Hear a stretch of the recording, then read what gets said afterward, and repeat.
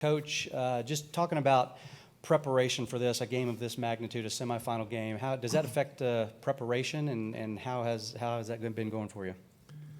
I would think what affects preparation probably the most is just the time in between when we played last. I don't know how many days that's been, but you're never really used to having almost a full month off from the last time you played, guys finishing up finals, getting them going again, then you have a break for Christmas, which is well-deserved by our players, and then getting them going again. But we're excited to get back after it. We've had a really good 3 weeks of preparation and a great start to this week. All right, thanks. For the players, you guys have had an opportunity to do a lot of things while you've been in town for Bowl Week, go to a lot of events, activities. What's the highlight of the week for each of you so far? Stetson, start with you. I think the highlight so far is when we were playing, was it Family Feud? And I think we won that one. So it was short-lived. I think Ohio State won the next game. I can't remember, but it was pretty exciting when we got that victory. All right, Cedric? I think for me, the most exciting thing probably was talking to Andrew Young last night. He had a lot of things to say about the civil rights movement and different things like that. And as a guy who enjoys history, it was really good to kind of be around that. Awesome, appreciate that. All right, we'll go ahead and go right into questions. Raise your hand, please. We'll get you a microphone. Please make sure you give us your name and affiliation. All right, right here in the front row on the right. Yeah, Brooks Austin, Dogs Daily. Coach Monken, I'm just curious. We can all see Brock's extremely versatile, but could you talk to the mental bandwidth it requires to know that many different positions and play that many different positions in your offense? Well, we've had this conversation since I've been here about Brock and what kind of worker he is, attention to detail, the mental toughness that he has, and he's really developed in a lot of areas. And it's a credit to him. It's a credit to his upbringing and his family. And, like I said, there's a lot of things you can do with him. He's outstanding with the ball in his hands. He's got an elite catch radius, ability to compete to go get the football. And, he's meant a lot to us in terms of this year, in terms of with having AD out and his ability to make plays. Let's go down here, halfway back on the right. Sarah Spencer with the AJC. My question's for Stetson. Stetson, when you look at this Ohio State defense, what stands out to you about it and just what that defense does really well and how you guys will have to kind of counteract it? They, first of all, they have really good players and they execute their system. They try to cause havoc. They can come from a lot of different places. They do their assignment, and in order for us to be successful, we have to do ours. It's trusting, Ced whenever he's making the calls and, talking to him. But at the end of the day, they've got a really good football team. We've got a really good football team. And it's going to come out down to who executes better on Saturday. Next, all right, we're going to go halfway back on the right side. Jed May with UGAsports.com. This is for Coach Monken and Cedric. And you guys' view, what has allowed the offensive line to develop and really seem like play some of its best football over the last month and a half of the season? I think really what has helped our development throughout the season has been Coach Searles. He's really done a great job of preparing more than 5 guys. He's done a tremendous job of getting guys like Amarius, Jared Wilson. I know I'm forgetting some guys, but honestly, all of those guys, he's done a tremendous job of making sure that we can put a lot of guys in and still have a very similar production. So I want to give all the credit to Coach Searles in preparing us. I think it's, first of all, it's having good players. Okay, you got to have good players. If you have good players that work their butts off every day, have elite attention to detail, they're going to continue to get better. And I think we have to remember that Broderick hadn't played a lot of football till this year. Ced was a 1-year starter. Tate was out all last year. Amarius Mims hadn't played a lot of football. Xavier Truss was not a starter before. Devin Willick had not played a lot of football. So I think if you got the right guys that have talent, that are elite in terms of attention to detail, and will try to play physical every week, they're going to continue to improve. Okay, over here, Jeff. Jeff Schultz of The Athletic. Stetson, what has Todd Monken meant to you personally, and how's he helped develop you and support you? You know, a ton. I feel like before he got here, I didn't really understand football. It was weird, even in 2020. Didn't really know what was going on. You know, I guess I knew what play was called. Other than that, you know, I mean, I don't really know how to describe it, but it's just the countless meetings. You know, maybe I'm a slow learner, but, you know, finally it did start clicking. Whenever he'd tell me the same thing, you know, 20 for the 20th time, and look at me like I was, you know, like, why do you not do what I just tell you to do? Right? I'm your coach. And so just repetitive, just doing that. I think that honestly the most important thing that he's done is just stay consistent. You know, be there, because, you know, we do have a lot of knuckleheads who need time and you know, reps and all that stuff to learn. And you know, so he's not very, sometimes he's not very patient, but, you know, he's very consistent, and we hear the same thing every single day. And eventually you're going to start doing things right if you hear that every day. All right, over here on the left side, Justin.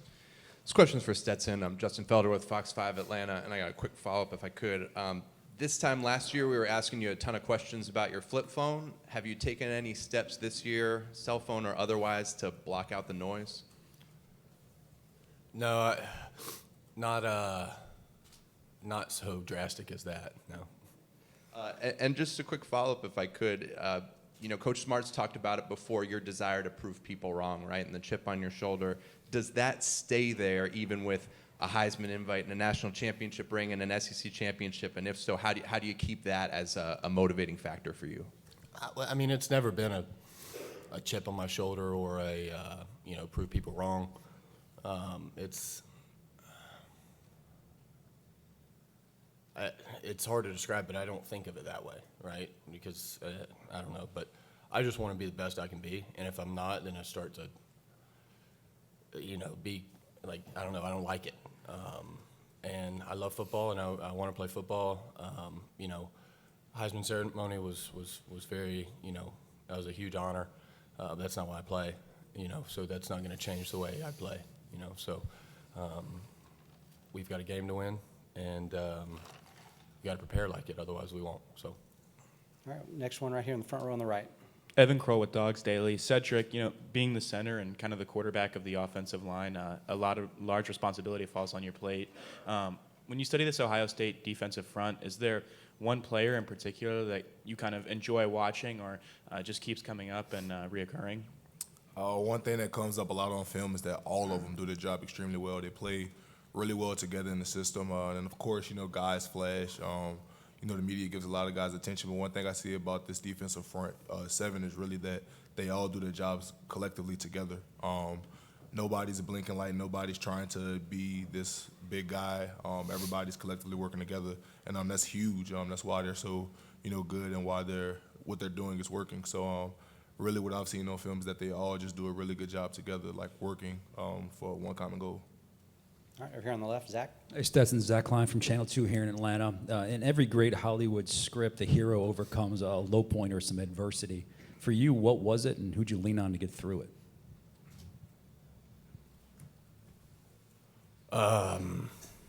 Just in my life? Your journey into Georgia football. You know, I mean,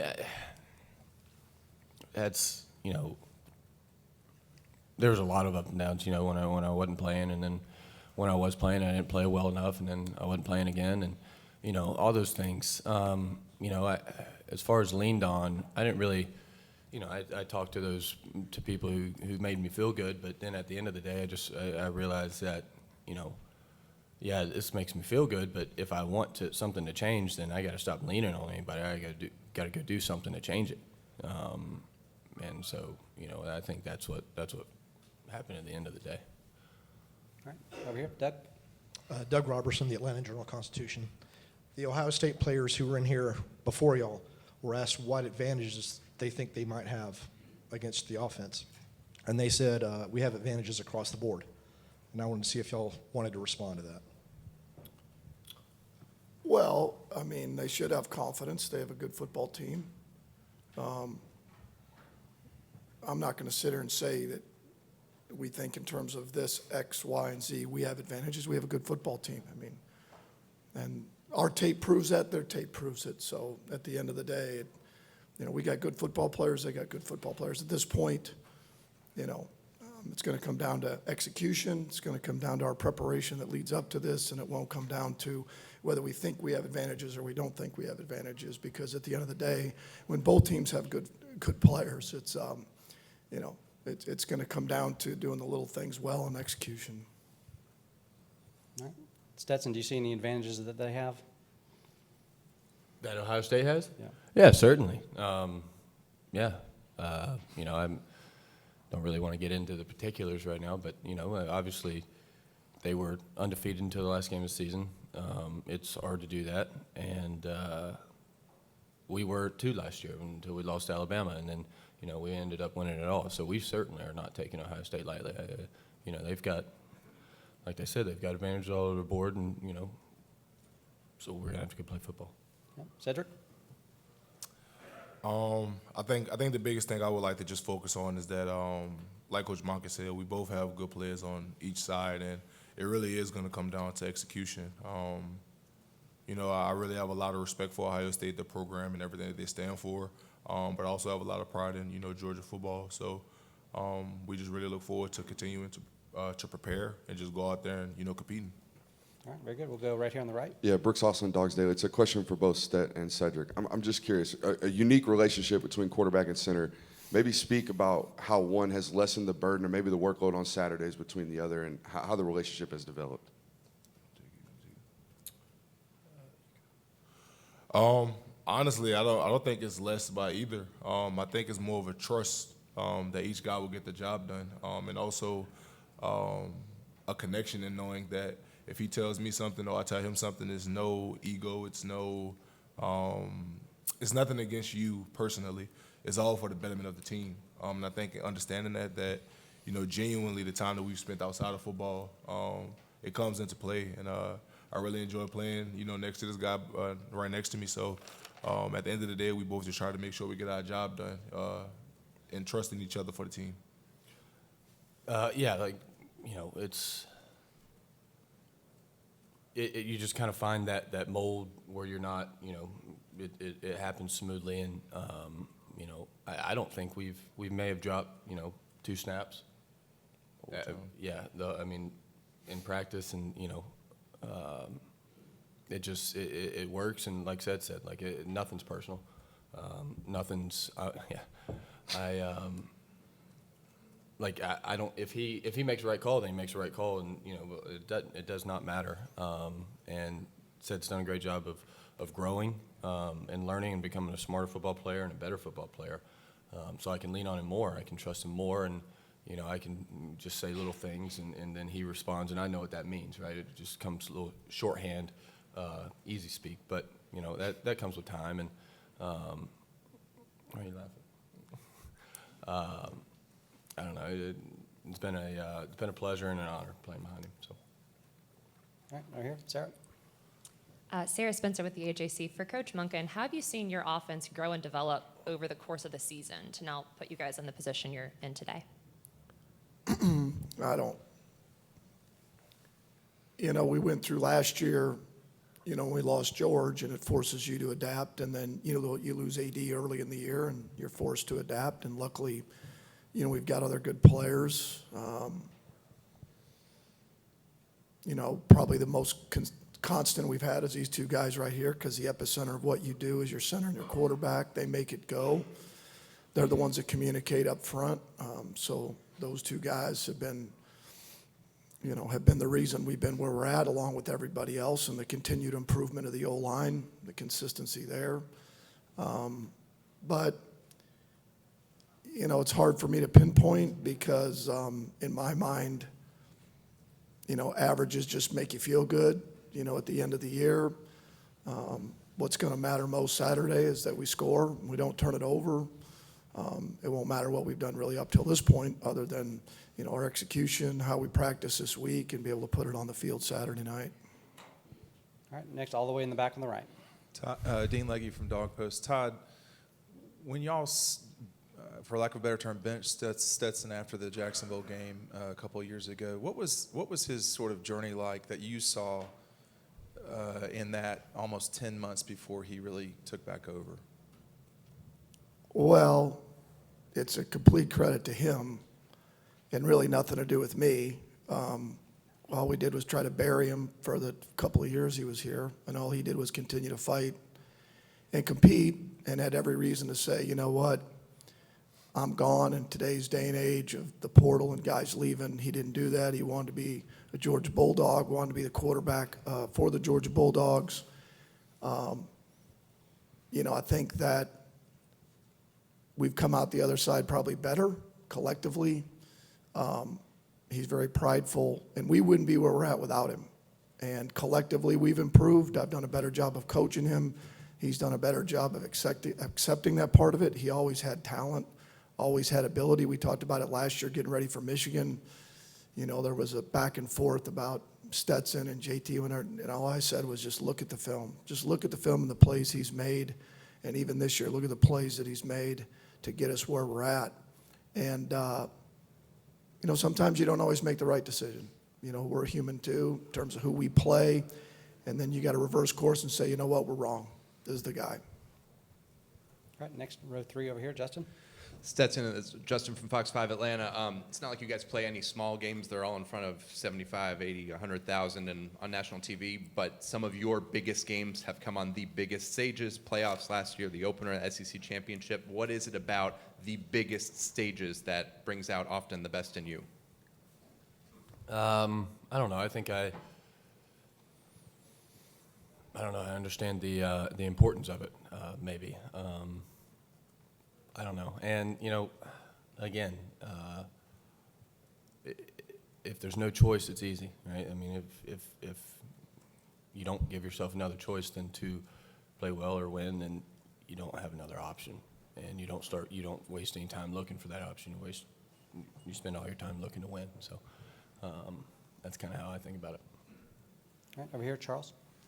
Todd, Charles Oderman, Associated Press. To follow up again on Stetson, he's often self-critical, but when he says that when he started with you that he was a guy who didn't understand football, what would you say about that, and where would you say he's made the most growth? Well, I think he's overplaying that way too much because I'm sitting here. The reality is Stetson is a very, very football smart player. I guess maybe I had to win too many but Stetson's a very smart player. He loves football. I mean, he sits in there, studies it, will be in there late. He wants to know everything about what we're doing, how to do it better. He's one of the rare guys at this level that you can be quarterback controlled, and he can run it. He can get us in and out of plays. He can see it. Has a fantastic football mind. So to say that, like I said, that's unfair to himself. It's unfair to his preparation and what he's done. You know, I do think there's a point in a player's progression where maybe, you know, and this is a guess, we've never talked about that. Okay, Stetson comes in, he leaves, comes back. What vision does he have of himself? You know, sure, he'd love to be the starter at Georgia, but deep down, is he really thinking, like, okay, I'm going to be the starter at Georgia? I think once you get a chance to play in meaningful games and you realize, like, I always believed I could play, because we played Arkansas my first year here, and thank God he came in the game and rescued our ass because he played his rear end off. And right there, maybe to him and us, we're like, man, this guy's a really good football player, you know? And so I think that there's a little too much he's putting on that about me, and the fact that maybe it's a combination of two things of like, okay, man, I can do this, and how do I maximize my measurable skill set? How do I get better that this that I've worked on gets better? And then for us, how do we try to find ways to maximize what he does well to give us the best chance to win? All right, over here, Zach. Hey, Todd, Zach from Channel 2 here in Atlanta. How is Michigan able to create so many explosive plays? And now is this where the chess match comes, where you think then Ohio State's defense will react this way, so we have to do this, et cetera? Oh, you know, well, a couple couple of the plays at the end of the game came when they were trying to stop the run. So it's kind of hard. The game was kind of in the point where they had to get a stop, and they got a couple of long runs. But early in the game, they went 0, and they missed a tackle on a hitch route. They were a second away from getting a sack, and they missed a tackle, and he went the distance. And then, they had defenders run into each other one time on a wheel route. They caught him in a cloud coverage and hit across the field, race route. So, they were able to take advantage of, I guess you'd call it sometimes a miscue by the defense or some play action. But again, the game is really simple. I mean, it's really, how do we be explosive? How do we not turn it over? How do we get on third downs? Do we score touchdowns in the red zone? And do we not, get lost yards plays that put you behind the chains? And they did those things. They were able to be explosive. They didn't turn it over. They held Ohio State at times, so it gave them a chance to continue to plug ahead. So, they're no different than any other team you play. Is if you're not able to be explosive, you're going to have a hard time scoring. It just worked out in that game that Michigan hit some plays that gave them a chance to be explosive. And that's in games we've had success against, unless we've been significantly better. If you don't find ways to be explosive, you're going to have a hard time scoring points. All right, halfway back on the right over here. Todd Cameron with The Athletic. Ohio State has a lot of depth up front at the defensive line. They have a lot of talent on the edge. Just what do you see from their edge rushers on film that stands out? Well, they're long and rangy. And I think the one thing, they're twitchy inside. I know you're talking about their outside guys. They create issues with their looks. So you have to be careful to not chase ghosts, but you have to be prepared because they're not afraid to pressure you. As these guys said earlier, from the field, from the boundary, different players pressuring you, so you have to be dialed into what looks they're giving you, but definitely their edge guys can create issues. Again, like any team that we've played in the past that have had really good players up front, the best way to be able to negate that is to be able to run the football, be able to get the ball out of your hands, be able to protect, chip when you can. And if we're able to do that and not be in long yardage situations or get behind, then it doesn't eliminate really good players, but it limits their ability to affect the game. That happened last year against Michigan. We got ahead early. We were able to run the football. We got it out of our hands. Against LSU with their edge guys, that's the key to it. Otherwise, those guys can really disrupt the game. All right, next question right here in the front on the right. Coach Monken, a lot has been made of these Georgia practices over the past few years, but the bottom line is that there's a work ethic and player empowerment that is kind of unrivaled across the college football landscape. In a week like this where emotions can be heightened, what sense of comfort do you take as a coaching staff knowing that these players are going to come out and be accountable for each other in that practice setting?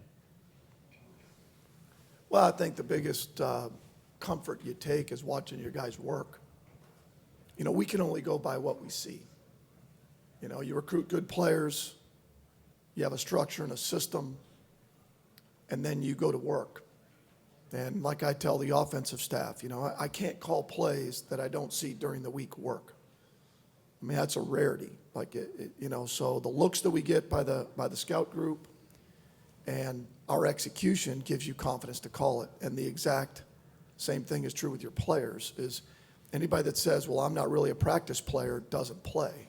That makes no sense to me, because I can only go by, in our staff, by what you do every day and how you work and gain the trust of your player, your teammates and the coaches as to when you put them on the field. And when that occurs, then you have a lot of faith of what the product will look like, because you've seen it every day and the work they've put in. Because when you have talent and they play their rear ends off and they work and have attention to detail, the game's just a byproduct of that. All right, time for one or two more. Anybody? Where are we going next? Last chance for questions. Okay, right here in the front row on the right. Coach, and I guess you can answer this too, Seth, being an offensive lineman. When they have edge rushers like that are so prone to get upfield and get after the quarterback, I guess how much does the play action impact that? And maybe it's, how do you attack that in the run game? Take advantage of it, rather. All right, go ahead, Cedric. So when you kind of look at it, they really do have some amazing edge rushers. Those guys really get after it, super athletic, different things like that. And as far as like the run game, You really just have to focus on what's the staple of what we believe in. One of the things that we believe in here is running the ball. So no matter how athletic or no matter how gifted or God-gifted somebody may be, you have to do everything in your might to fight, to stand on what you believe in. And, and as the offensive line here at Georgia, we genuinely believe on, being tough guys and doing everything that we can to help this football team win. So despite everything that they may possess, you have to give everything you have for this team because it is everything. This G is everything that we play for, everything that we work for. So despite their God-given talent, we have to go out there and give our all. Coach? Yeah, I mean, they got good players. I mean, we got good players. They got good players. Let's go. I mean, it is what it is. That we played teams that have good players. They played teams that have good players. And, it comes down to, how we prepare and the plan that we put together for our guys to give them the best chance to be successful. And like I said, they've got good players.